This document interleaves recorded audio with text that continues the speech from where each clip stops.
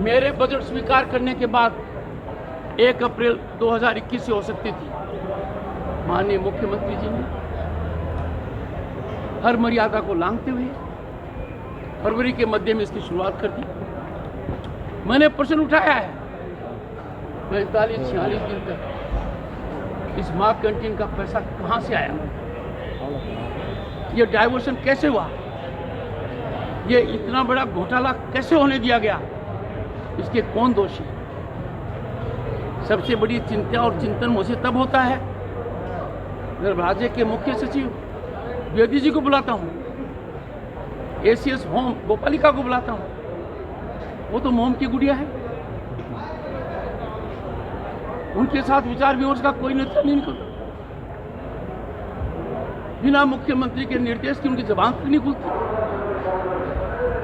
क्या कुछ ऐसा हो सकता है? जिस सर्विस के वो सदस्य हैं, जिस पद पर वो हैं, उसकी गरिमा पर इतना बड़ा कुठाराघात करना।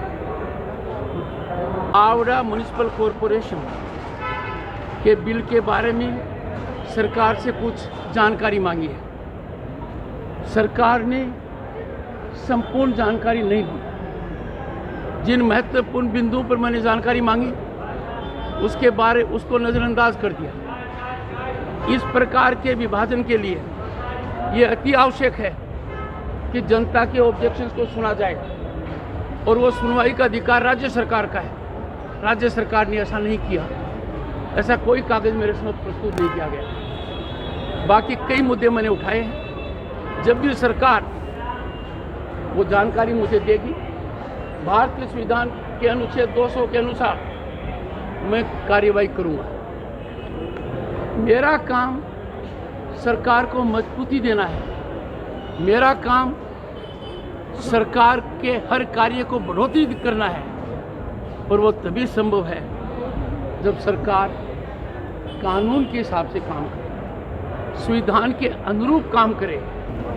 देश में जहाँ भी लोकसभा के चुनाव होते हैं, जहाँ भी विधानसभा के चुनाव होते हैं, सीएपीएफ का डिप्लॉयमेंट होता है। सीएपीएफ का डिप्लॉयमेंट का मुख्य आधार है कि मतदाता को बल मिले, और पश्चिम बंगाल में तो ये निहायत जरूरी है, क्योंकि पश्चिम बंगाल की पुलिस, कोलकाता पुलिस और प्रशासन राजनीतिक कार्यकर्ता की तरह काम कर रहे हैं। मैंने कई बार उनको आगाह किया है, चेताने की कोशिश की है। लगता है उनके कान पर कोई जू नहीं रेंग रही है। इसके परिणाम अच्छे नहीं हो सकते। मैं दंग रह गया। लोगों ने मुझे कहा, महामहिम राज्यपाल ये क्या हो रहा है? हावड़ा के बारे में राज्यपाल के समक्ष